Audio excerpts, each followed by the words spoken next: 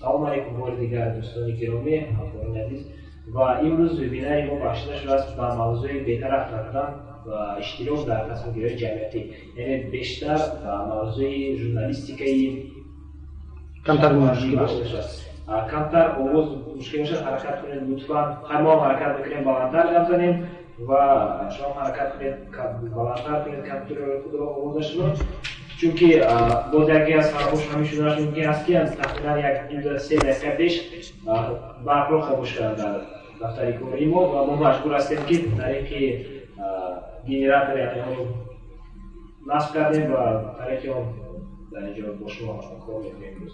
Ва гапро зиёд намекунем. бори дигар ташаккури зиёд ки ба мо пайвастед ва маро зоҳир кардед ки дар ин вебинар иштирок намоед. бори дигар ёдовар мешавам ки вебинари мазкур дар чорчӯбаи медиа мактаб, медиа школаи интервюс баргузор мегардад ва имрӯз вебинари аввалин аст ки дар бахши тоҷикии ин мактаб баргузор мегардад ва онро яъне ҳусни ифтитоҳ мебахшад. ва вебинари мазкурро яке аз журналистон мутахассисони хеле варзидаи соҳаи журналистика фирӯз баротов мегузаронад. он касро аллакай ба фикрам мебинед, моло имрӯз маҳз барои ҳам вебинар шуда худро чиқар як либоси расмӣ пӯшида омодаги ҳастанд ки то ин ки вебинар ҳам умед дорем ки чунин вазъият гузарад. хуб, суханро ба фирӯз медиҳем ва ташаккури зиёд барои пайваст шудан, ташаккури зиёд барои фирӯз ки ба мо имрӯз ин дарсро мегузаранд ва як чизро инчунин қайд кардан лозим аст ки вебинари мазкур пӯшидааст. лутфан ба ҳеҷ кас линки онро надиҳед, чунки танҳо он нафароне ки аз бахши интихоб гузаштанду танҳо нафарони мунтахаб дар ин иштирок доранд. ба ҳама барори кор мехоҳам ва суханро ба фирӯз баротов месупорам.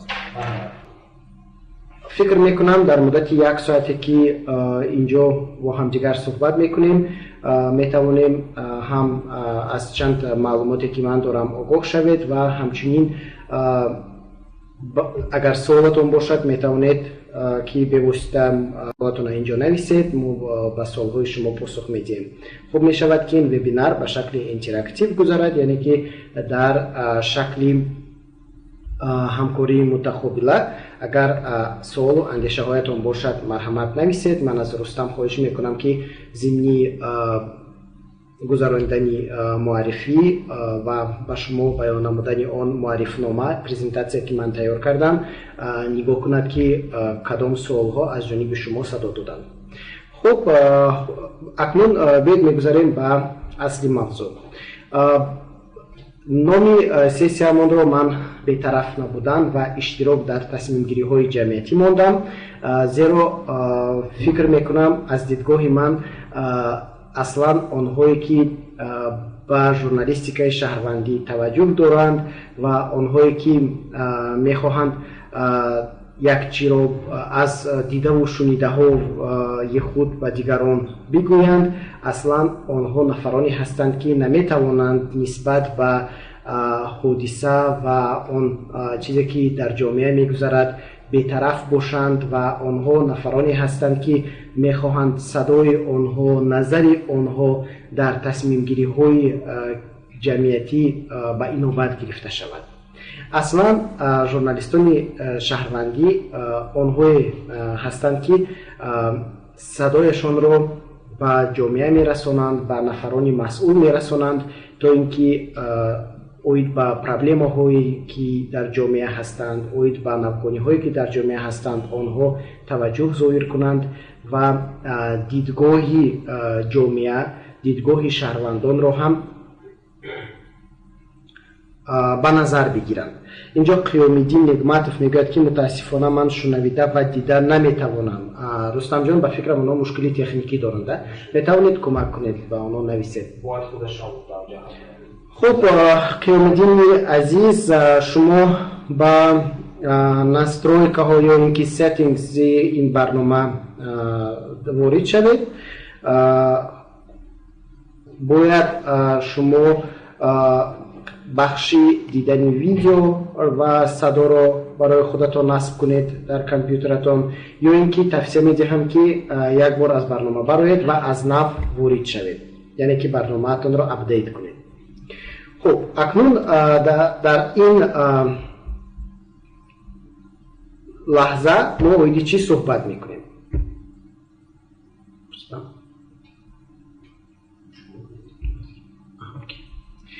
хуб, мо оид ба журналистикаи шаҳрвандӣ сухан мекунем. Яъне журналистикаи шаҳрвандӣ чист? оид ба он ки журналистикаи шаҳрвандӣ аз журналистикаи касбӣ чӣ фарқ дорад ва ҳамчунин оид ба имкониятҳое ки интернет барои рушди журналистикаи шаҳрвандӣ медиҳанд суҳбат мекунем ва ҳамчунин оид ба вижагиҳои мақолаҳо дар васоити ахбори оммаи интернетӣ якҷо суҳбат мекунем.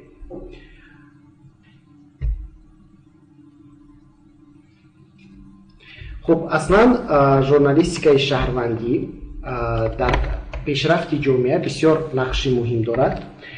журналистикаи шаҳрвандӣ дар натиҷаи иштироки фаъоли аудитория бо васоити ахбори омма ба вуҷуд меояд. Яъне аудитория мехоҳад дар баробари гирифтани иттилоъ ҳамчунин худ ба паҳн намудани иттилоот машғул бошад.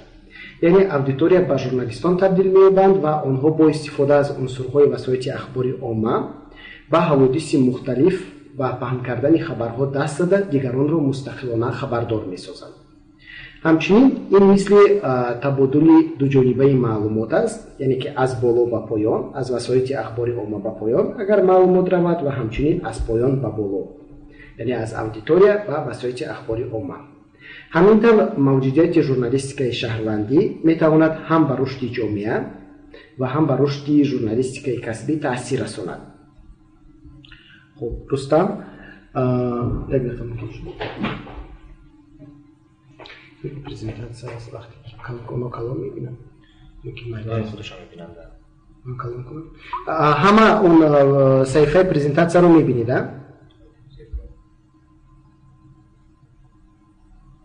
хуб,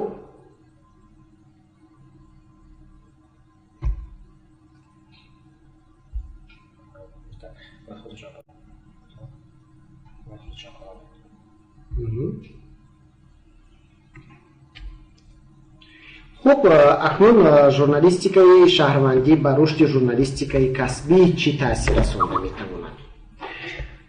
ҳарчанд оид ба усули паҳн кардан ва ҷамъоварии иттилоот аз ҷониби журналистони ҳаваскор баҳсҳо хеле зиёданд, аммо дар даҳсолаҳои охир ин таҷриба маъмул мегардад, зеро чун журналистикаи маъмулӣ ҳадафи онҳо низ иттилоърасонӣ ва омӯзишӣ буда ҳисси бетарафии ҷомеаро аз байн мебарад ва масъулинро ҳисоботдиҳанда мекунад. яъне журналистони шаҳрвандӣ, яъне шаҳрвандони фаъол дар баробари додани иттилоот онҳо мехоҳанд ки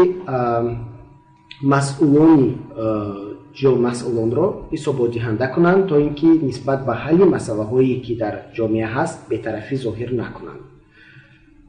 хуб, ҳамин тавр журналистикаи шаҳрвандӣ аз ду ҷониб барои ҷомеа муҳим аст. якум, маърифати ҷомеаро боло мебарад ва дуюм, ба шаҳрвандон имкон медиҳад ки андешаҳояшонро иброз доранд ва саргузашти зиндагии худро ба дигарон бигӯянд. яъне дар баробари иштирок дар майдони иттилоотии ҷомеа, албатта баробарди хабарнигорон, шаҳрвандони фаъол донишҳояшонро оид ба мавзӯъҳои мухталиф бештар мекунанд ва ҳамчунин барои худ як имконият, як минбаре месозанд ки фикру ақидаҳояшонро дар бастагӣ ба мавзӯъҳое ки ба онҳо бевосита дахл дорад ва ё ин ки дар бастагӣ ба ҳодисаҳое ки ба вуҷуд меоянд фикру ақидаҳои худро баён доранд, яъне барои худ як минбар месозанд.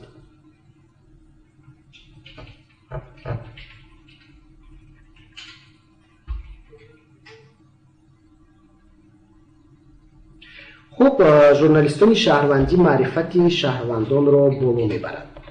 дар баробари оне ки журналистони шаҳрвандӣ ҳам маърифати худро боло мебаранд, ҳамчунин кӯмак мекунанд ки дигарон, яъне аҳли ҷомеа низ сатҳи иттилоънокиаш оид ба ҳодисаҳое ки сурат мегиранд ва журналистони шаҳрвандӣ шоҳиди он буданд маълумоти бештар бигиранд. Масалан, дар видео дар YouTube канал мо видеоҳои мухталифро мебинем ки журналистони шаҳрвандӣ оид ба масъалаҳои мухталиф андешаҳои худро гап мезананд ва ҳамчунин ҳангоми ҳолатҳои изтирорӣ ба вуҷуд омадани садама ё ин ки ҳолатҳои нохуш зиёд одамон масалан сабтҳои видеои худро ба миён мегузоранд. дар презентатсияи ман шумо метавонед ки аксро бинед Tajik Blog.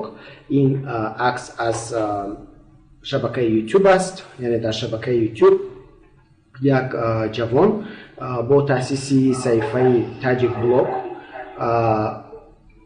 оид ба мавзӯъҳои мухталиф ҳамеша изҳори назар мекунад ва саҳифаи дигар Голос Мигранта, ин боз як намунаи дигар аст ки худи шаҳрвандон яъне истифодабарандагони YouTube мехоҳанд ки дар фазои иттилоотии ки истифодабарандагони ҳамин шабакаи YouTube як мавқеъ, як изҳори назар дошта бошанд ва аз ин рӯ бо рушди ҳамон каналҳои худ дар YouTube онҳо ақидаҳои худро ба миён мегузоранд ва бояд гуфт Tajik Blog аллакай истифодабарандаи хеле зиёд дорад ва ин ҷавон дар мавзӯъҳои бештар иҷтимоӣ ва дар мавзӯъҳое ки марбут ба зиндагии муҳоҷирон аст аз зовияи муҳоҷирон ва аз зовияи ҷавонон изҳори назар мекунад. ва он чизе ки ман таваҷҷӯҳ кардам ҳамин саҳифаи Tajik Blog аллакай сарпарасти худро пайдо кардааст, яъне ин ҷавон дар баробари изҳори ақидаи худ оид ба мавзӯъҳои мухталиф ҳамчунин вай ба гӯем ки ба даст овардани маблағ низ шурӯъ кардааст.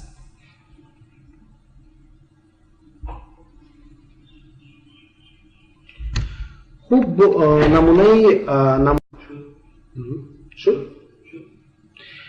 намунаи дигаре ки мавзӯъҳои дигаре ки журналистони шаҳрвандӣ бештар ба он таваҷҷӯҳ мекунанд, ин бештар мавзӯи муҳоҷирон, зиндагии муҳоҷирони тоҷик дар Русия аст.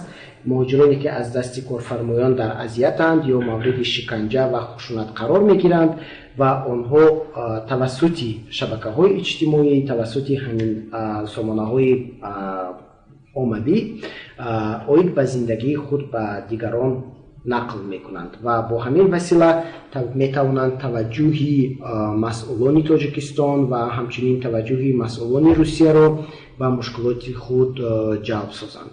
инҷо дар аксҳое ки мебинед аксҳо аз муҳоҷирони Сирия ҳастанд ки ба Аврупо мехостанд ҳиҷрат кунанд. дар акси дуюм ин задухурдҳои муҳоҷирон дар Русияро метавонед бибинед ки аз ҷониби худи муҳоҷирон ба интернет монда шудааст ва акси дигар ин акси як муҳоҷири тоҷик аст ки аз ҷониби сартарошидаҳои Русия Урион ба як ҷангали дар фасли зимистон ба ҷангал бурда шуд ва онро Урион ба сари роҳ бароварданд то ин ки мустақилона ба хонааш равад ва вақте ки ӯ мехост ки ба ронандаҳо муроҷиат кунад ва хоҳиш кунад ки ӯро ба манзилаш расонанд, ӯро ба навор гирифтанд ва ҳамин гуна видео ва аксҳое ки аз ҷои ҳодиса оид ба ин ё он мушкил дар интернет нашр мешавад то андозае ҳам мардумро огоҳ мекунад ва ҳам барои дарки вазъи зиндагии дигарон сабаб мегардад. ва як мисоли дигари барҷаста ин аст ки саргузашти Нурбибӣ ҳаст. саргузашти Нурбибӣ Мансурова ки ба гуфти худаш дар Арабистон ба ғуломӣ афтидааст ва намунаи зиндагии Гулбибӣ яке аз намунаҳои барҷастаи нақши журналистикаи шаҳрвандӣ аст ки нақши журналистикаи шаҳрвандӣ ва ҳамкории онҳо бо журналистикаи касбӣ ҳаст. чаро зеро нурбибӣ аз рӯзгори худ аз саргузашти худ наворҳои видеоӣ омода мекард ва онро тавассути шабакаҳои иҷтимоӣ дӯстонаш ё ин ки дигарон нашр мекарданд ва дар натиҷа васоити ахбори оммаи Тоҷикистон ба масъалаи ӯ таваҷҷӯҳ карданд, дар бораи ӯ гузоришҳои зиёд омода карданд ва натиҷа он шуд ки мақомоти Тоҷикистон ба зиндагӣ ба тақдири ин зан таваҷҷӯҳ зоҳир кард ва ӯро ба ватан баргардонданд. خب اینجا نشانی هست، میتوانید که از اینترنت видеоهایی که نوربیبی منصور و آماده کرده است آن را تماشا کنید و اوید به اون عقیده که ژورنالیستیکای شهروندی به آدمان منبر میدهد تا اینکه اندیشه هایشان گفته شود.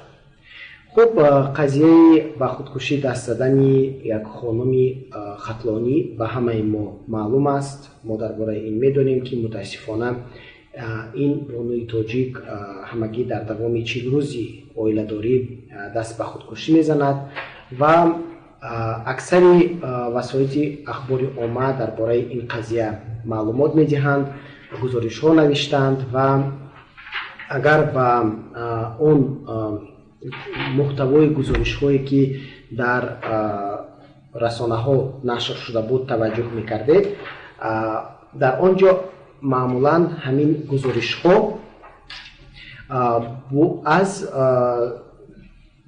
از نگاهی نفری بانویی که خودکشی کرده شده بود و با اندیشه خویش و تبار، یعنی والدان این خانم تهیه شده بود و اندیشه شوهر او را که شخصا من هم او را در به خودکشی رساندن این خانم گناهکار می‌حسابم. اما به هر صورت ما می‌دانیم که در وسایل اخباری عامه ژورنالیستان باید بی‌طرف باشند و به هر دو جانب امکان سخن گفتن را بدهند. اما همین بالانس، یعنی همین میزان در گزارش‌های وسایل اخباری عامه در اکثر گزارش‌ها به نظر گرفته نمی‌شد در روزهای اول و اکثرا موادها که بدون اظهار نظر شوهری این خانم که معمولا گناهکار دانسته می‌شد و در گزارش‌ها محکوم کرده می‌شد آماده می‌شدند و نتیجه این شد که خودی شوهر همین زن یک نوار ویدیویی آماده کرد و نوار ویدیویی 30 دقیقه و اندیشه خودش را بیان کرد و آن را در به فکرم یوتیوب نشر کرد. همین یعنی موجود بودن یوتیوب و موجود بودن آن که دانش اوید به ابراز عقیده و استفاده یعنی دانستن راه‌های رساندن آن به جامعه، من فکر میکنم با شوهر همین خانم امکان داد که منبر داد که اندیشه خود را بیان دارد و در حالت‌های به همین مانند موجود بودن شبکه‌های اجتماعی، موجود بودن سامانه‌های عمومی و دانستن راه‌های رساندن اطلاعات با هر یک نفر ما همچون شهروند امکان می‌دهد که یک منبری داشته باشیم در صورتی به نظر نگرفتن اندیشه ما آن اندیشه من را بگوییم. خوب، برای مثال در اینجا من یک مثال دیگری نمونه آوردم که بعضا کارمندان میلیسا شهروندان را بازداشت میکنند و ما هممون میدونیم که در وسایل اخباری عامه بعضا موقع نظری شخصان گناهکار و اینو گرفته نمی شود و این گزارش ها معمولا بدون صدا نشر می شود و بسیار وقت در تلویزیون یعنی گوییم که صدای همون شخصی بازداشت شده یا گمانبر را خاموش میکنند و تنها راوی آن اندیشه را میگوید که به فکرم باید بگوید و تنها شبکه‌های اجتماعی و رسانه‌های مستقل یا اینکه همین سامانه‌های عمومی هستند که با خویشاوندان همین نفران گناهکار شده امکان می‌دهد که آنها نیز فکر و عقیده خود را بیان دارند.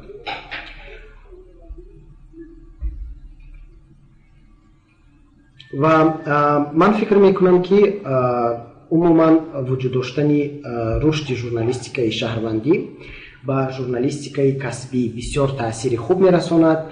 Агар мо ҳоло ба таҷрибаи расонаҳои гӯем ки пешрафта дар Тоҷикистон ва умуман расонаҳои ҷаҳониро бубинем, ҳамаи онҳо аксаран як робита доранд, бахши журналистикаи шаҳрвандӣ доранд ва ҳамчунин аз аудиторияи худ, аз шунавандаи худ, аз истифодабаранда, аз бинандаи худ тақозо мекунанд ки барои онҳо хабару видеоҳо ва аксҳои ҷолибро фиристанд.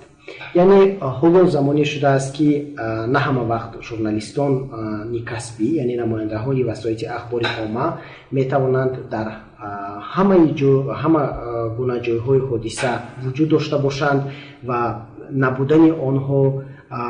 набудани онҳоро журналистони шаҳрвандӣ бисёр роҳат метавонанд ки ҷуброн кунанд, зеро бо доштани телефони ҳамроҳ ва бо донистани гирифтани акс ва сабти видео журналистони шаҳрвандӣ метавонанд ки пеш аз ҳама ҷараёни ин ё он ҳодисаро сабт кунанд, наворбардорӣ кунанд ва онро бо журналистони касбӣ ба миён гузоранд ва журналистони касбӣ дар навбати худ як гӯем ки тадқиқот ва таҳлили касбиро ба роҳ монанд. дар баробари ин бисёре аз журналистони касбӣ журналистони шаҳрвандиро танқид мекунанд, чунки ба назари журналистони касбӣ журналистони шаҳрвандӣ баъзан якум шуда маводҳои худро ғайри касбӣ омода месозанд. Яъне журналистони касбӣ мегӯянд ки журналистони шаҳрвандӣ дар баъзе ҳолат ба кори мо халал мерасонанд. аммо мушоҳидаҳо нишон медиҳанд ки журналистикаи касбӣ дар ҳамкорӣ бо журналистони шаҳрвандӣ хубтар пеш меравад. масалан, аз як тараф ҳамкории онҳо дар пайдо кардани хабарҳо зоҳир шавад, аз сӯи дигар васоити ахбори omma барои фаъолтар сохтани аудитория аз онҳо дархост мекунад ки қиссаву видео ва аксҳои ҷолибро ба онҳо ирсол созанд. воқеан ҳам маводҳои журналистони шаҳрвандӣ бисёр вақт барои журналистон як имконияти ба даст овардани мавзӯъҳои нав ва пайдо кардани идеяҳои тоза ҳаст. барои мисол, агар гӯем ки дар ноҳияи зиде ё ин ки дар минтақаи зиде ё ин ки масҷоҳи кӯҳӣ ҳодисае ба миён ояд ва дар он ҷо агар ҳамагии дӯсе журналист ё ин ки умуман журналист набошад ва то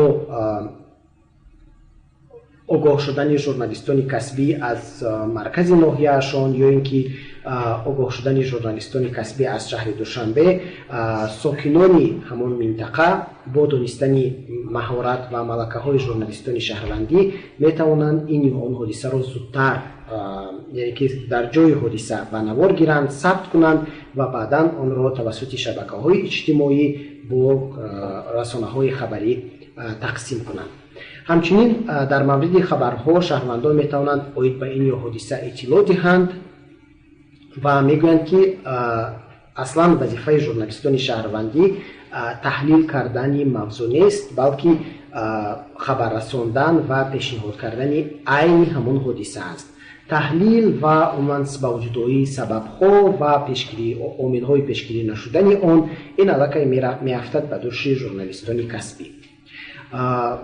дар тавре ки пештар гуфтем, зарурати вуҷуди журналистони шаҳрвандӣ ва нақши онҳоро дар рушди журналистика аллакай расонаҳои хабарӣ бо нуфуз дарк карданд ва онҳо қариб ҳамеша талаб мекунанд, дархост мекунанд ки аудиторияи онҳо бо онҳо дар тамос бошад, ҳамкорӣ кунад ва онҳо ҳамарӯза 100 ва қариб беш аз 100 маводҳо аз аудиторияи худ дастрас мекунанд. хуб,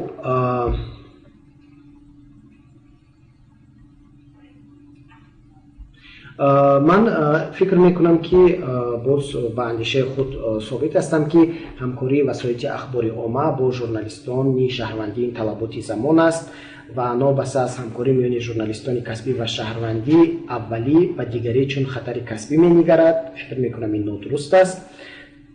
зеро барои журналисти касбӣ шудан вақти зиёд лозим аст ва журналистони касбӣ матолиби худро бо риояи меъёрҳо ва одоби касбӣ омода мекунанд ва дар матолиби касбӣ ҳуқуқҳои фитрии шаҳрвандон кам нақс мешавад, аммо онҳо мегӯянд ки журналистони шаҳрвандӣ ин меъёрҳоро қариб ки риоя намекунанд.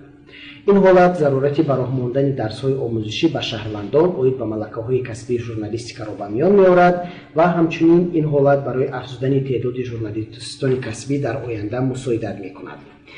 дуруст аст ки вақте ки шумо ин ё он матлабро ба ҷомеа пешниҳод мекунед, албатта бояд аз масъулиятҳои он бояд андеша кунед. ман дар поёни ин презентатсия ба шумо мегӯям ки ба кадом қонунҳои ҷумҳурии Тоҷикистон таваҷҷӯҳ кунед ва бахусус ба кадом моддаҳо ва ҳамчунин барои фикр мекунам дар оянда дар ҷараёни ин мактаби онлайнӣ шумо ҳамчунин дар бораи ҳуқуқҳои худ ва ҳамчунин вазифаҳои ҳуқуқии худ бештар имкони омӯзиширо пайдо мекунед.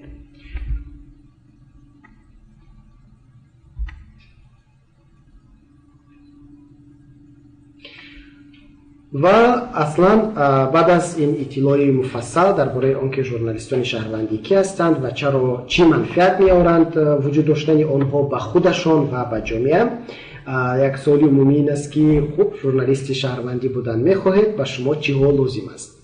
барои журналистони шаҳрвандӣ будан чизи зиёд лозим нест, пеш аз ҳама хоҳиш ва як дилсӯзӣ ба ҷомеа зарур аст. чунки агар шумо шаҳрванди масъулият бо масъулият ва шаҳрванди фаъол набошед, ба таври автоматӣ шумо наметавонед журналисти шаҳрвандӣ бошед, чунки журналистони шаҳрвандӣ ҳамон шаҳрвандони фаъол ҳастанд ки наметавонанд нисбат ба таҳаввулот ва он мушкилоте ки дар ҷомеа ҳаст бетараф бошанд. дар баробари хоҳиш ва шаҳрванди фаъол будан акнун чӣ чизҳои ки материалӣ моддӣ барои шумо лозим аст? ин телефони ҳушманд, яъне смартфон, планшет ҳам дошта бошед, яъне таб метавонад инам бисёр хуб хизмат кунад. интернети мобилӣ, то ин ки шумо ба шабакаҳои иҷтимоӣ ворид шавед ва баъдан маълумотҳои худро нашр кунед. хуб аст ки ҳоло баъзе аз ширкатҳои мобилӣ тарофаҳоеро пешниҳод мекунанд ки ин тарофаҳо истифодабарии интернет, истифодабарии ройгони шабакаҳои иҷтимоиро, яъне як бастаи бисёр мукаммал ки истифодаи фейсбук, ютуб ва истифодабарии имо, вайбер ва ватсап ва дигар масалан шабакаҳои иҷтимоӣ ва чатҳоро бемаҳдуд фароҳам меорад. рости гап ман оид ба суръати интернет дар ин бастаҳо маълумот надорам, лекин ман фаҳмидам ки аллакай 1-2 моҳ аст ки баъзе ширкатҳои мобилӣ аллакай дар бастаҳои худ истифодабарии бемаҳдуди шабакаҳои иҷтимоиро фароҳам овардаанд. шояд ин ба он хотир аст ки аллакай мақомоти Тоҷикистон низ аз шаҳрвандон тақозо мекунанд ки бо онҳо тавассути вайбер ва имо, яъне чунин чатҳои оммавӣ ҳамкорӣ кунанд ва бояд дар ин ҷо гӯям ки ҳамкорӣ бо мақомот ин ба фикри ман ба журналистикаи шаҳрвандӣ шомил намешавад. ин шомил мешавад ба масъулияти шаҳрвандӣ, яъне ба шаҳрванди фаъол будани шумо. аммо фарқи ки журналисти шаҳрвандӣ аз масъулияти шаҳрвандӣ, яъне шаҳрванди фаъол дар он аст ки шаҳрванди фаъол танҳо бо мақомот ҳамкорӣ мекунад дар баробари дар шабакаҳои иҷтимоӣ гуфтан, яъне шумо вақте ба мақомот мегӯед, мақомот шояд оид ба масъала огоҳ мешавад ва бевосита онро ҳал мекунад. аммо журналистони шаҳрвандӣ ҳамин мушкилро ба таваҷҷӯҳи омма мерасонанд ки ҳам омма огоҳ мешавад ва ҳам мақомот. аз ин рӯ як каме фарқ вуҷуд дорад, ҳарчанд шаҳрвандони фаъол журналистони шаҳрвандии хубтар шуда метавонанд. хуб, ҳамчунин ба шумо лозим аст гуфтем ки интернети мобилӣ ва барномаи таҳрири акс ва видео, яъне шумо бояд аз барномаҳои таҳрири акс ва видео истифода карда тавонед онро ёд гиред. Яке аз барномаҳои осонаш ин Viva Video ҳаст. Метавонед ки ба Viva Video онро дар телефонатон насб кунед ва бисёр ба таври осон аксҳоятонро таҳрир кунед, видео тайёр кунед ва ё ин ки бо аксҳоятон слайд яъне ки қиссаҳои рақамӣ таҳия кунед. ҳамчунин барои шумо поя лозим аст, яъне штатив ё ин ки селфи стик, пояе ки барои гирифтани аксҳои гӯем ки шахсӣ ё ин ки аксҳои инфиродӣ хизмат мекунад. доштани компютери дастӣ ё ин ки компютери хонагӣ хуб аст, аммо ва ҳамчунин дастгоҳи аккосӣ барои сабти дастгоҳи аккосӣ ва умуман камера барои сабти видео, аммо он чандон муҳим нест. Агар шумо телефони хуб ва планшет дошта бошед, ҳамаи ҳамин корҳоятонро тавассути он низ анҷом дода метавонед.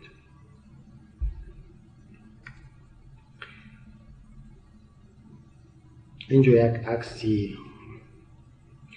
бисёр рангин аст. ин акс аз бозори Панҷшанбе.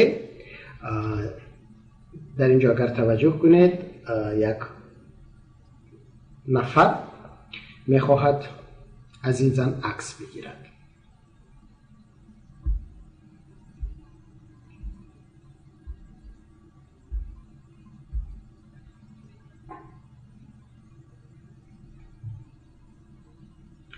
хуб, дар баробари гӯем ки доштани хоҳиш ва маълумот дар оид ба журналистикаи шаҳрвандӣ, шумо хоҳиш пайдо кардед, яъне фаҳмидед ки журналистикаи шаҳрвандӣ ки аст ва маводатона гирифтед, ин акс аст, видео аст ё ин ки матн навиштед. Акнун чӣ имконотҳое вуҷуд доранд ки шумо онро метавонед истифода кунед? метавонед аз блогспот истифода кунед, яъне манзури ман ин кушодани блог аст. метавонед блоги худатонро кушоед ва онҳое ки намедонанд, блог ин рӯзномаи интернетӣ, ба забони дигар гӯем саҳифаи шахсии интернетии шумо аст.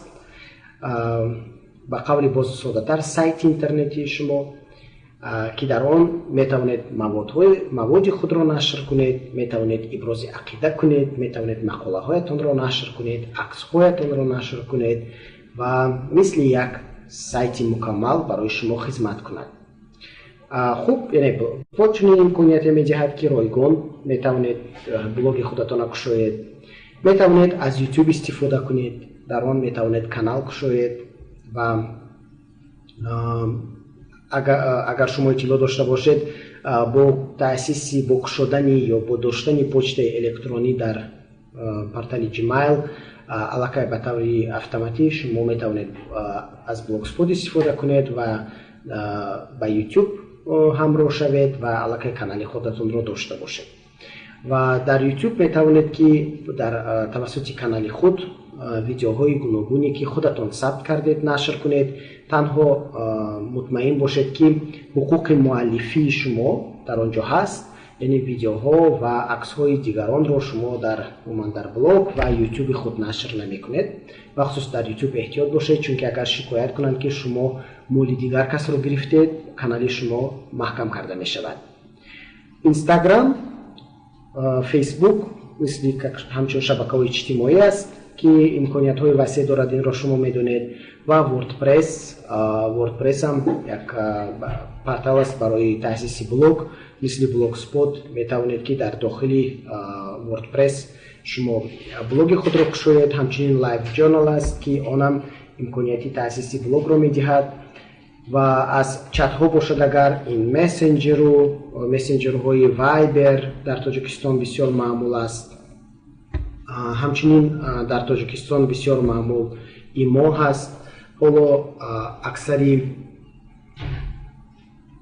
истифодабарандаҳо мегӯянд ки Telegram бисёр барои муошират чати гӯем ки амн аст, зеро шумо метавонед ки дар он бахши гӯем ки суҳбатҳои махфӣ маҳрамона таъсис диҳед ва ҳамчунин ишора кунед ки чанд қадар муҳлати нигаҳдории ҳамин муоширати шумо дар Telegram бояд чанд соат монад ва танҳо бо хоҳиши худи шумо ҳамон иттилоот дар муддати муайян ё ин ки ҳамеша ҳифз мешавад ё ин ки поккорӣ мешавад. умуман ҳама вақт метавонед ҳамчун барои гирифтани иттилоот ё ин ки тақсими иттилоот агар хоҳед аз номи худатон нашр кунед, аз имкониятҳое ки дар боло гуфтам аз он истифода кунед ва ё ин ки хоҳед ки бо васоити ахбори омма дар тамос шавед, аз Viber, WhatsApp, имо, Telegram низ метавонед роҳат истифода кунед. як шабакаи иҷтимоие ки дар Тоҷикистон бисёр маъмул аст, Одноклассники аст. бештари истифодабарандагони он муҳоҷирон ҳастанд ва агар хоҳед ки андешаи шумо бештар ба муҳоҷирон расонда шавад, метавонед аз ин шабакаи иҷтимоӣ истифода кунед. хуб, акнун суол пайдо мешавад ки вижагиҳои таҳияи гузориш барои интернет ё шабакаҳои интернети шабакаҳои иҷтимоӣ чӣ хел аст? аслан ҳар як маводи расонаӣ тақозо мекунад ки, яъне таҳияи хабар тақозо мекунад ки шумо ба саволҳои асосӣ ки, чӣ, дар куҷо, кай, барои чӣ посух диҳед. ва ҳамчунин бигӯед ки ҳамин яъне маводи шумо вақте ки ба суолҳои ки, чӣ, дар куҷо, кай, барои чӣ посух медиҳад, баъдан шумо бояд худатон суол диҳед ба худатон ки барои чӣ шумо мехоҳед ки ҳамин матлаб нашр шавад, яъне барои чӣ муҳим аст ки ҳамин матлаби шумо ба саҳми аудитория, ба саҳми дигарон бирасад. ҳамин ду бахши асосӣ, яъне ҷой доштани иттилоот оид ба ҳамин суолҳое ки дар бахши якум ҳаст ва дар бахши дуюм марбут ба он ки чаро аудитория бояд инро фаҳмад, ҳамин иттилоот дар матни шумо бошад, матни шумо аллакай бисёр хуб қабул мешавад. тавсия дода мешавад ки ҷузъиёти нолозим сарфи назар бишавад, яъне фактҳое ки зиёдатӣ ҳастанд ва деталҳои бисёр хурд ки қазияро чандон бозгӯ намекунанд, аммо аз калимаҳои зиёдатӣ, аз ҷумлабозиҳои зиёдатӣ иборат аст, аз он хоҳиш карда мешавад ки сарфи назар кунед. ва бахусус аз журналистони шаҳрвандӣ талаб карда мешавад ки онҳо муҳтавои ҳамон ҳодисаи ба вуҷуд омадро равшан, мӯҷаз ва кӯтоҳ баён доранд. чунки агар суолҳои бештар ба вуҷуд ояд ва ё ин ки агар шумо вақти зиёдтар дошта бошед ва тавонед ки оид ба ҳодисаи ба вуҷуд омада ё ин ки мушкилоте ба вуҷуд омада васеъ, яъне ки як саҳифа ё ин ки якуним саҳифа нависед, пас дар ин ҳолат албатта шумо метавонед ки имкон доред ки вазъиятро хубтар фаҳмонед. аммо тасаввур ва ҳатман дар ҳамин матни гӯем ки якуним саҳифа ё ду саҳифаи шумо низ бояд ҳамин суолҳои ки, чӣ, дар куҷо, кай, барои чӣ ва барои чӣ он муҳим аст ки аудитория фаҳмад, бояд ҷавоб дошта бошад. ва аммо фарз кардем ки шумо дар ҷое қарор доред ки ғайри чашмдошти шумо як ҳодиса ба вуҷуд омад. барои мисол як дӯсти хабарнигорам гуфт ки вақте ки онҳо аз маркази шаҳри Душанбе мегузаштанд ва яъне ки дар ҳудуди хонаи нашр, яъне Донпечать, ки онҷо як бинои баландошёна ҳаст, мо бинои дугонид мегӯем, аз ҳамон бино як нафар худашро партофтааст ба замин ва ҳамин хабарнигор шоҳиди ин ҳодиса шудааст ва ҳамон ҳодисаро акс гирифтааст. ва тасаввур кунед дар он ҷо агар хабарнигор намебуд ва шаҳрвандони дигар ки дар киса телефони ҳушманд доранд, метавонанд ки ҳамин ҳодисаро ба навор гиранд. дар ин ҷо шумо аллакай вақте ки дар шабакаи иҷтимоӣ нашр мекунед ё ин ки дар YouTube онро мемонед, шумо имкони навиштани матни васеъро надоред. аммо шумо вазифадор ҳастед ки оид ба ҳодисаи ба вуҷуд омада, ин ки вай дар куҷо, ин чӣ ҳодиса аст, дар куҷо шуд, кай шуд ва баъзе он маълумоти муҳими дигарро бинависед, то ин ки шахсе ки онро дар шабакаи шумо мебинад фаҳмад ки ҳодиса дар шаҳри Душанбе кадом рӯз, соати чанд ва чӣ гуна ба вуҷуд омадааст. маъзарат мехоҳам.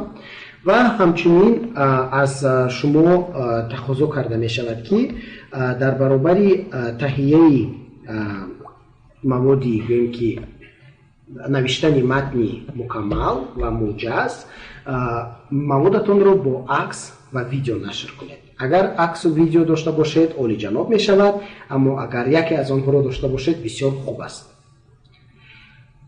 шабакаи фейсбук имконияти сабти зиндаро медиҳад. онро фикр мекунам аксари шумо медонед ва шумо метавонед ки дар ҷои ҳодиса сабти зиндаро пахш кунед ва он чизеро ки дидед нанависеду баъдан дар ҷои ба ҷои гӯем ки нанависед ва баръакс онро ба забони худатон шаҳр диҳед. аслан мегӯянд ки дар матлабҳое ки васоити ахбори умма менависад, яъне журналистони шаҳрвандӣ менависанд, назари коршинос бисёр муҳим аст.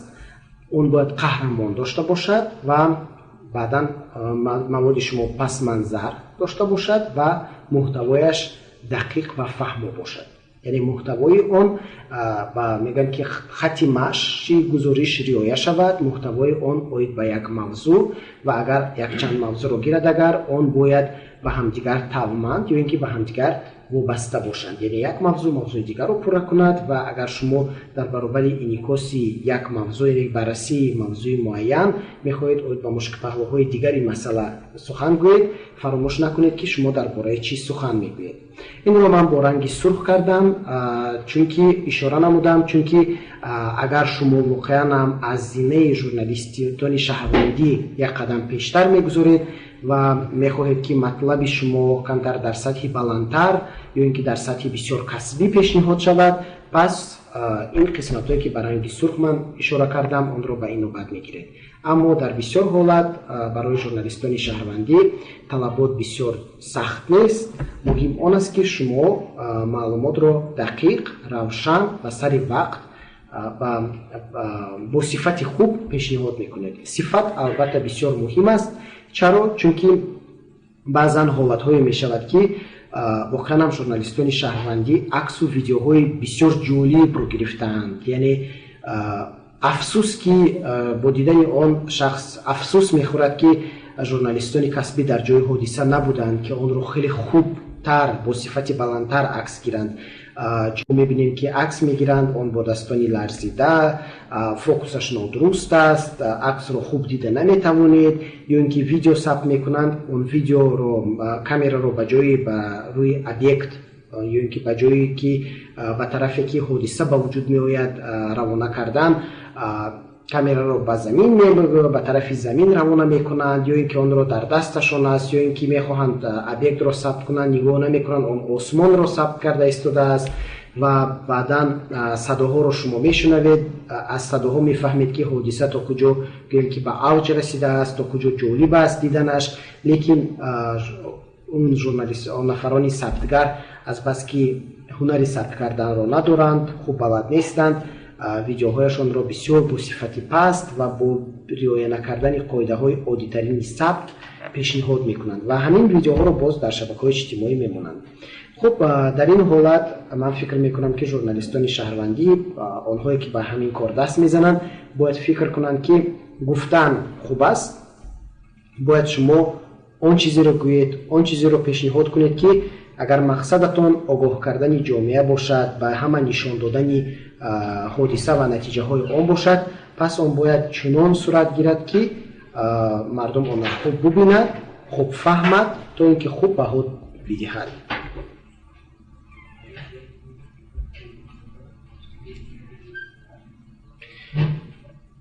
инҷо як аксро аз сафари ки ба наздикӣ дар ноҳияи восӣ доштан пешниҳод мекунам.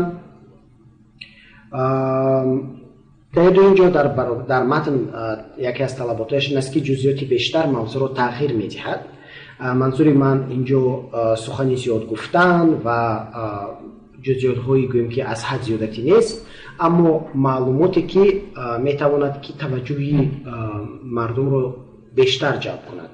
масалан шумо дар акс мебинед ҷӯйбор ва қубули об, яъне водопровод, ҷумаки об дар ноҳияи восеъ ки мардуми ҳамон маҳаллае ки ҳамин акс гирифта шудааст ба он чанд моҳ аст ки об надоранд ва обро мекашанд. ва агар шумо гӯед ки дар кӯчаи масалан борбади ноҳияи восеъ ё ин ки дар кӯчаи дилхоҳ номи кӯчаҳо, ман намехоҳам ки як кӯчаи аниқро дар инҷо гӯям, масалан дар кӯчаи фалон ноҳияи восеъ мардум об надорад ва шумо ҳамин аксро монед, ҳамин иттилои шумо маълумоти зиёдтар намедиҳад. Яъне ҳамин як ҷумла танҳо маълумот медиҳад ки дар фалон кӯча дар ноҳияи восеъ мардум об надорад. аммо агар ҳамин маълумотро шумо каме дигартар, яъне пурратар карда гӯед, дар инҷо ман намегӯям шумо зиёд нависед, аммо каме васеътар карда нависед. Масалан бинед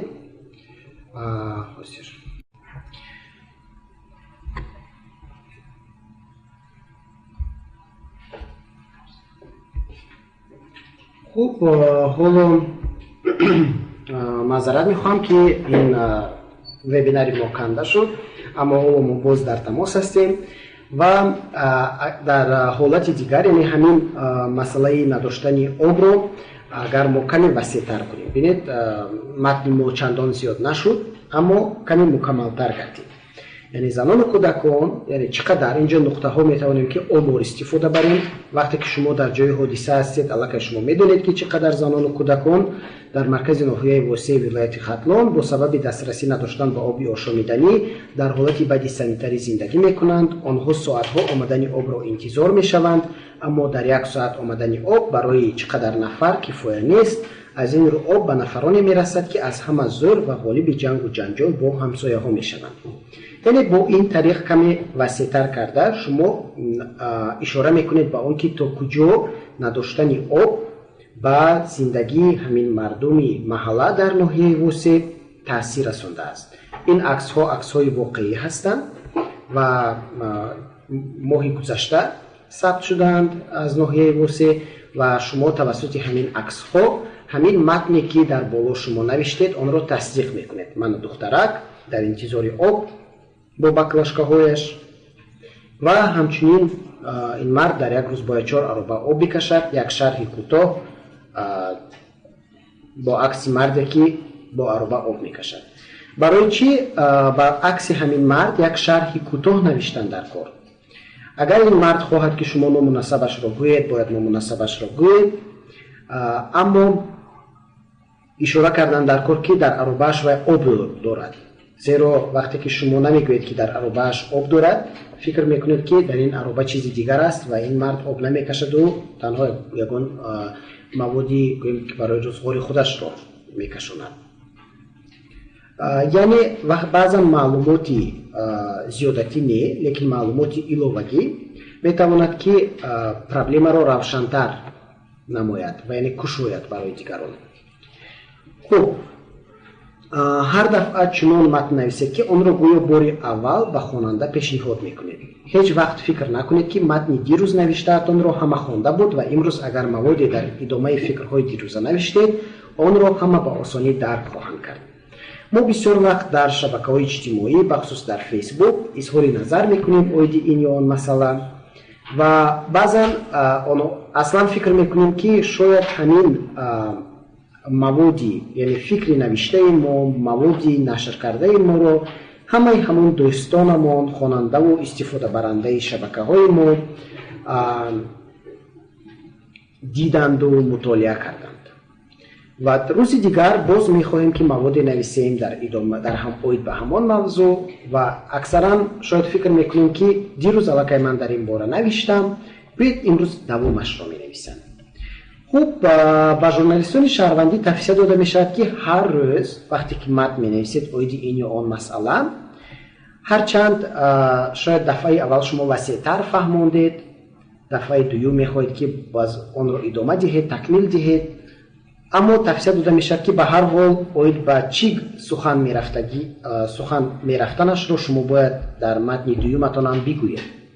чунки шояд матни дуюматонро нафароне мехонанд ки дирӯз гузоришатонро нахонда буданд, ва бояд дар зеҳни онҳо суолҳои зиёдатӣ ба вуҷуд наояд ки чаро масалан аҳмад ё ин ки суман ё ин ки сайригул фотима оид ин мавзӯъ гузориш навишт, ақидаашро гуфт, аксу видео нашр кард, чунки на ҳама вақт онҳо метавонанд ки маводи аввалаи навиштаи шуморо хонанд.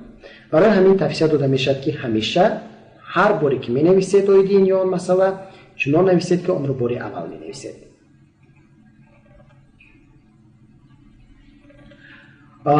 акнун ва ҳоло суолҳои шумо ҷамъ шуда истодаанд. ман суолҳоятонро мехонам ва якта кӯшиш мекунам ки ба суолҳоятон посух диҳам.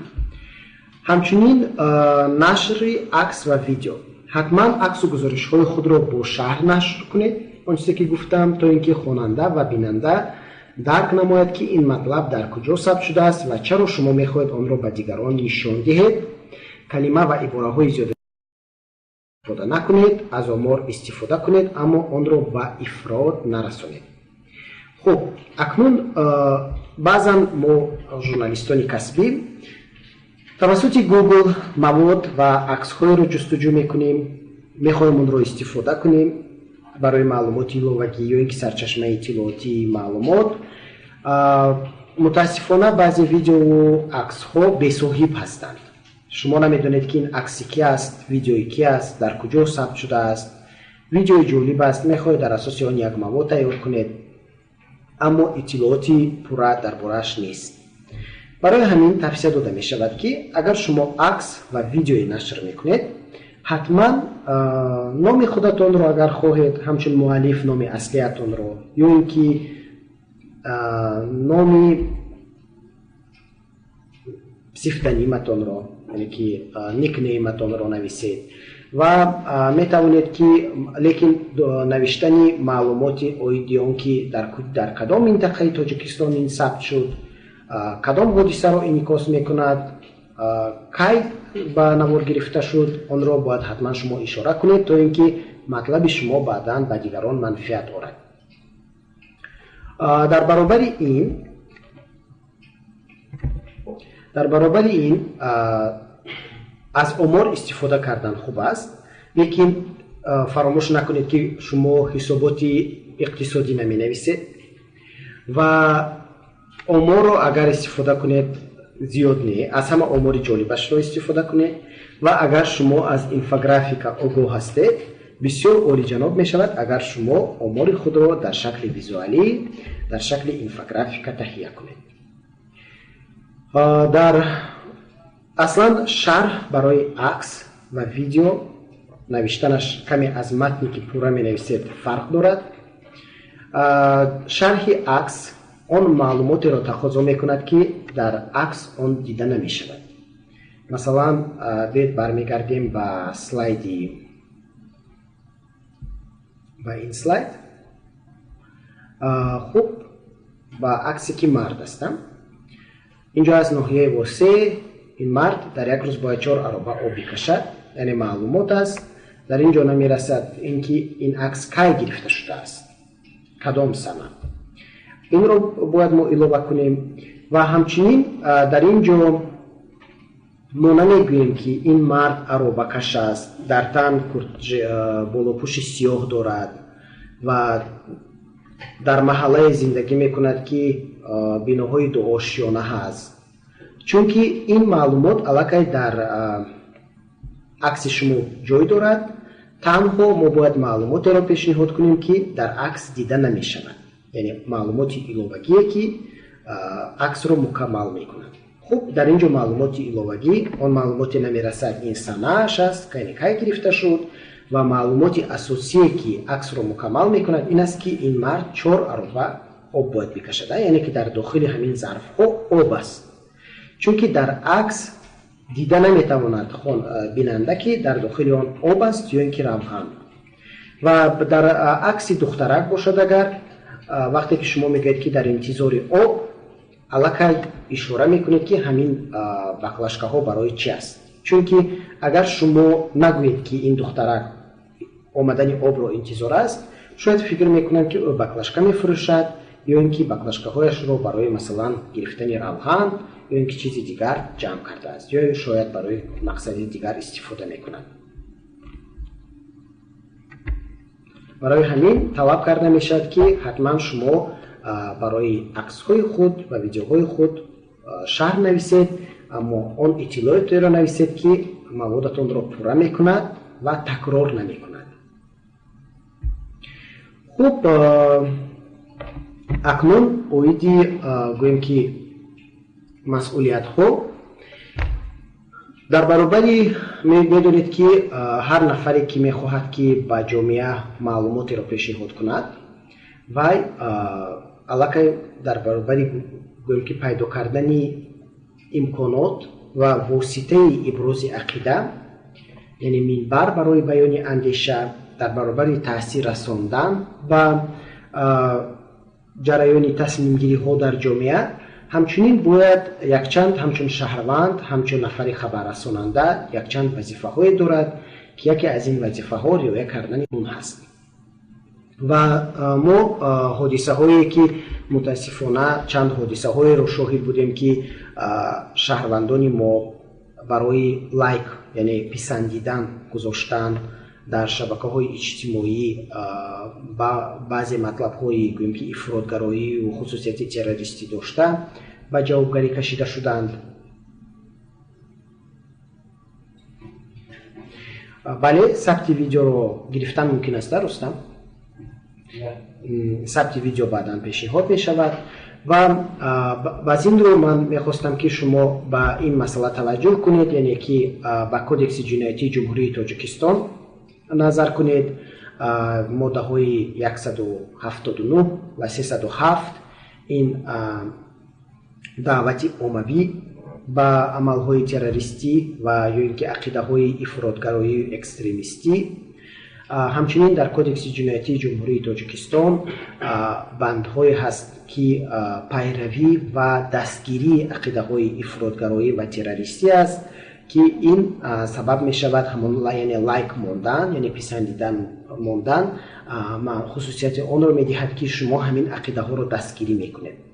аз ин рӯ шумо бояд ба таври ҳадди аксар эҳтиёт бошед то ин ки дар баробари инъикоси масоили марбут ба терроризм ва ифротгароӣ, масъалаҳои марбут ба ҳизбу ҳаракатҳое ки дар Тоҷикистон мамнӯъ ҳастанд, шумо дар баробари расонидани хабар ва иттилооти шумо он хусусиятро надошта бошад ки шумо ҳамин ақидаҳоро дастгирӣ мекунед ё ин ки пайравӣ мекунед, чунки маълумоти нодуруст пешниҳод шуда боиси ба вуҷуд омадани проблемаҳои дигар ва ҳатто аз озодӣ маҳрум шудан мешавад.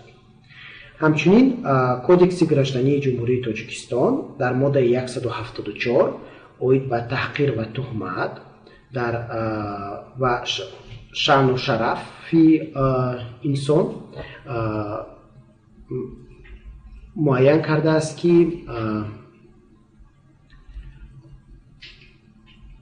кардааст ки бояд шаъну шарафи инсон эҳтиром ва шаъну шарафи инсон эҳтиром гузошта шавад ва он паст зада нашавад. ҳамчунин дар моддаи 175 ҳаст дар кодекси граждании ҷумҳурии Тоҷикистон оид ба ҳуқуқи ҳифзи сирри ҳаёти шахсӣ ҳаст, яъне ки шумо наметавонед ки иттилооти хусусияти сирри шахсӣ доштаро ба мардум, ба дигарон беиҷозати он нашр кунед ё ин ки паҳн намоед. ва ҳамчунин дар моддаи 176 ҳуқуқ ба тасвири шахсӣ ҳаст. шумо наметавонед бе иҷозати ин ё он нафар акси ӯро дар ягон ҷо нашр кунед, агар ин акси шахсияш бошад, яъне дар ҷои оммавӣ гирифта набошад. аслан дар журналистика тибқи меъёрҳои касбӣ, агар шумо бо дастгоҳи акосӣ дар бозор, дар ҷойҳои ҷамъиятӣ акс мегиред ва одамон мебинанд ки шумо ҳамон нафарро акс гирифта истодаед ва вай дар байни гурӯҳу издиҳоми одамон аст ва бо ҳамон дидане ки ӯро акс гирифтаед вай ҳеҷ чиз нагуфт, ин нишони розӣ буданаш аст. ва ё ин ки аксҳое ки вақте ки дар бозор шумо мегиред, вай шумо акс мегиред, вай худашро пазировать мекунад, яъне ки ба шумо нигоҳ мекунад, дарк мекунад ки шумо ӯро акс мегиред.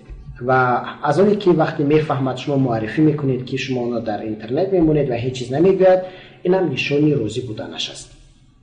اما اگر شما عکس او رو، عکس نفری رو از صفحه شخصیش گیرید و یا اینکه گویید که من این رو برای خودت عکس میگیرم و اون رو بعدا نشر میکنید در شبکه‌های اجتماعی، این طبق ماده 176 کودکس گраждани جمهوری تاجیکستان شما رو گناهگار میکند.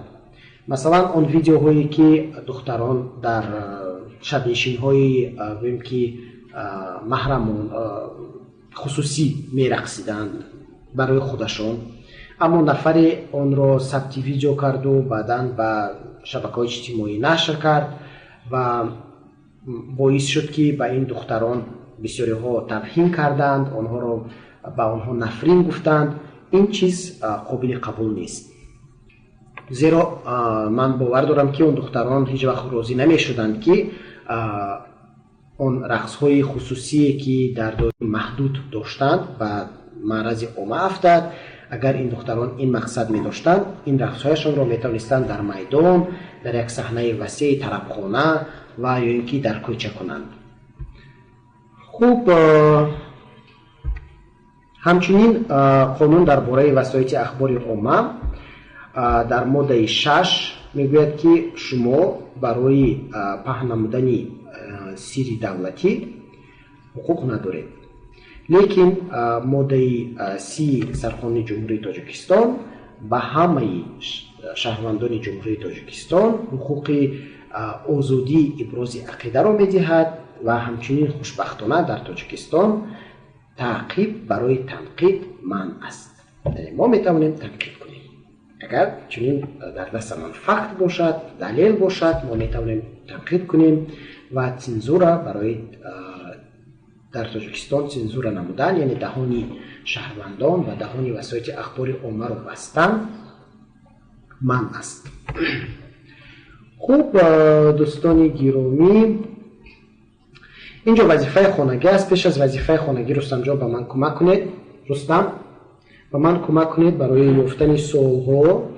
من حاضر سوال‌ها رو می‌بینم، لیکن در چت عمومی هم یک چند سوال است. شما چت عمومی رو ببینید، من سوال‌ها رو می‌بینم. خب، در اینجا سوال اول این است که در اکثر حالات پس از نشر و یا ثبت ویدیو اوید به این یا آن مسئله مبرم روز، خواه ژورنالیست یا اینکه یگان نفر عادی مورد بازپرسی و تعقیب گرفتار می شود، چی باید کرد تا به این حال گرفتار نشد و یا چنزور و سم چنزور را از خود دور کرد؟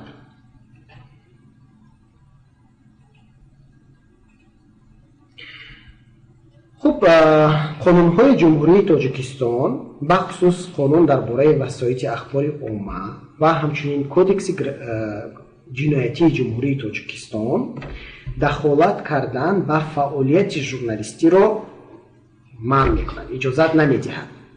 یعنی اگر شما ژورنالیستی کسبی باشید، در یگان رسانه ثبت نام شده باشید، هیچ یگان مقامات حقوق ندارد که با کار کسبی شما دخالت کنند و غیر قانونی مورد بازپرسی و تعقیب شدن شما این غیر قانونی است. و اکنون چی باید کرد؟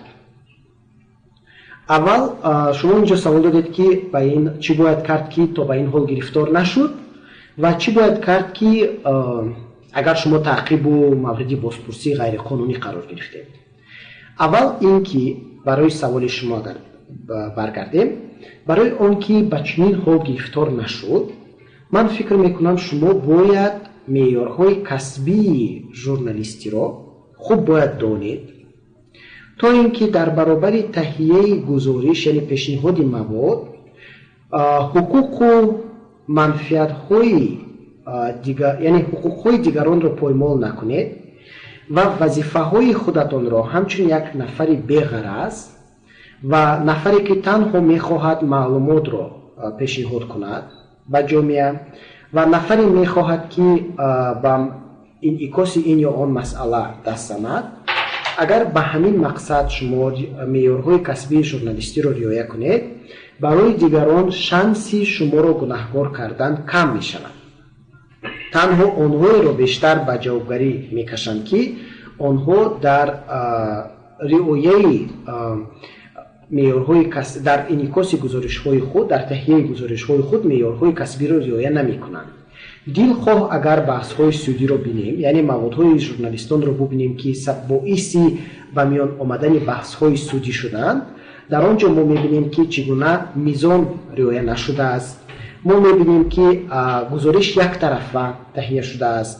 дар гузориш журналист фикри шахсии худашро гуфтааст. дар гузориш журналист вазифаашро аз хотир бароварда танҳо яъне ба таҳлилгар табдил ёфтааст. дар ин ҳолат он журналист заъфпазир мешавад. ва мо барои чӣ боз мехоҳем ки ба шаҳрвандони фаъол низ меъёрҳои журналистиро омӯзонем, то ин ки онҳо бо риояи меъёрҳои касбӣ ба ҳамин гуна хатоҳо роҳ надиҳанд ва дар баробари пешниҳоди маълумот ҳамчунин дар эмин бошанд аз ҳамин гуна таҳдидҳо. хуб, агар ба суоле ки чунин ҳолатро мавриди бозпурсӣ ва таъқиб қарор гирифтед, агар шумо шаҳрванд ҳастед, ба шумо тавсия дода мешавад ки ба созмонҳои ҷамъиятии ҳифзи ҳуқуқи инсон муроҷиат кунед ва агар шумо журналист ҳастед, созмонҳои ҳифзи ҳуқуқи журналистон ки яке аз ин созмонҳои фаъол ҳаст созмони Нансмит ва дигараш ҳаст созмони Хома, ба онҳо муроҷиат кунед ва ин созмонҳо барои шумо кӯмаки ҳуқуқӣ мерасонанд ва то андозае барои ҳифзи ҳуқуқҳои касбии шумо мусоидат мекунанд. ва барои цензура ё самоцензураро, яъне худсонсуриро дур кардан, боз ҳам ман мегӯям ки агар шумо меъёрҳои касбиро риоя кунед, яъне ба меъёрҳои касбӣ боз шомил мешавад маблағ нагирифтан, аз ягон кас ҳавасманд набудан ва шумо наметарсед, яъне ҳамон нуқтаҳои заъфи шумо дар дасти тарафи муқобил вақте ки нест, шумо наметарсед. лекин ҳамеша аз назари касбӣ таҳия кардани гузориш шахсро пурқувваттар мекунад. лекин баъд як чизи дигар аст ки агар шумо тарсед ки ба шумо таъсир мерасонанд, яъне ки озори ҷинсӣ мерасонанд, шуморо мавриди лату кӯб қарор медиҳанд, ба хонаводаатон ягон хел таъсир мерасонанд, ин хатарҳоро интизор будан мумкин аст. агар шумо оид ба мавзӯъҳои бисёр ҳассос гузориш тайёр мекунед, хуб, мисли ҳама кор ин ҳам риск дорад. яъне шумо бизнес ҳам кунед, рискҳои худашро дорад, яъне шумо метавонед ки бурд кунед ё ин ки банкрот шавед ва ин ҳам ҳаст ки вақте ки шумо ҳақиқатро мегӯед, албатта шахсе ки ҳақиқатро мегӯяд онро ҳеҷ кас дӯст намедорад ва танҳо силоҳи шумо ҳамон ҳақиқат ва силоҳи шумо ҳамон риоя кардани меъёрҳои касбӣ аст ки шуморо ба ҳеҷ кас имкон намедиҳад ки шуморо муттаҳам кунанд. хуб, суоли дигарро ман тренери муҳтарам, бо сабабҳои техникӣ бисёри гапҳоро намефаҳмем, кадрҳо мечаспанд, вобаста ба супориши обҳо мехостам нависед ки мо чӣ бояд кунем.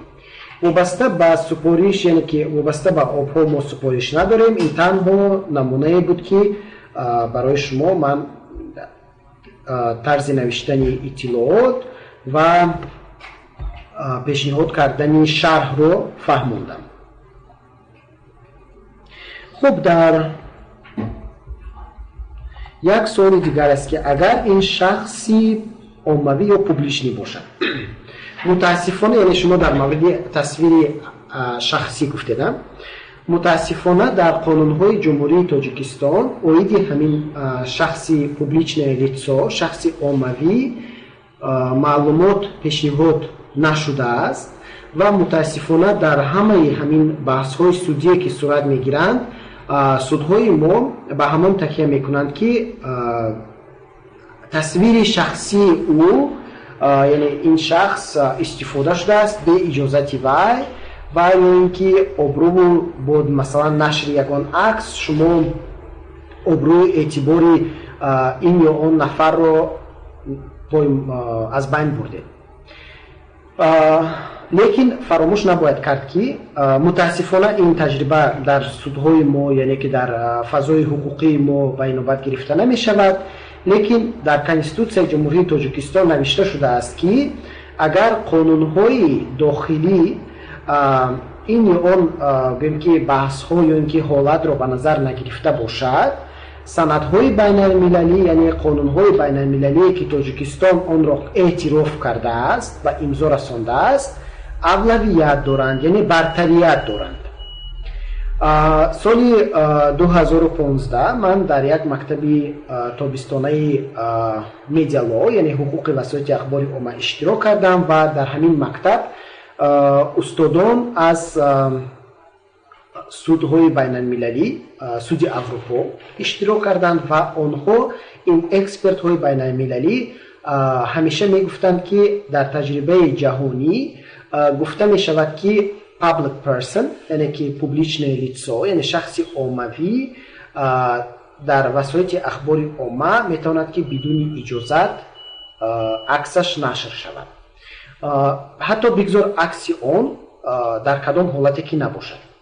чунки барои мисол агар гирем ки як нафар шахси гӯем ки аз Тоҷикистон дар назди донишгоҳи омӯзгорӣ хуб бо шорти кӯтоҳ ва дар дасташ яхмоз бисёр намоишкорона яхмоз мехӯрад ва дар дасташ боз як пуфак дорад, пуфаки бисёр ранга. шумо ин аксро мегиред ва мегӯед ки овозхони бисёр машҳур дар маркази шаҳри Душанбе. хуб аз назари ҳуқуқҳои байналмилалӣ ин нақзи ҳуқуқи ҳамон шахси машҳур нест. шояд дар Тоҷикистон он нафар даъво кунад ки шумо ба зиндагии шахсии ман дахолат кардеду акси маро ки бидуни берун аз кор буд нашр кардед бо ҳамон яхмоз дар дасту ҳамон пуфак дар дастам.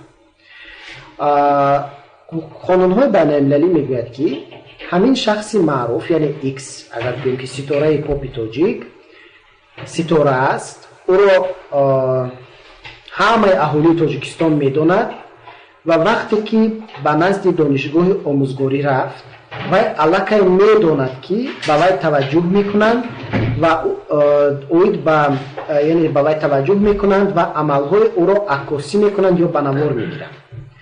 яъне аллакай дар ин ҳолат амали ҳамин шахси маъруф дидаву дониста ҳаст.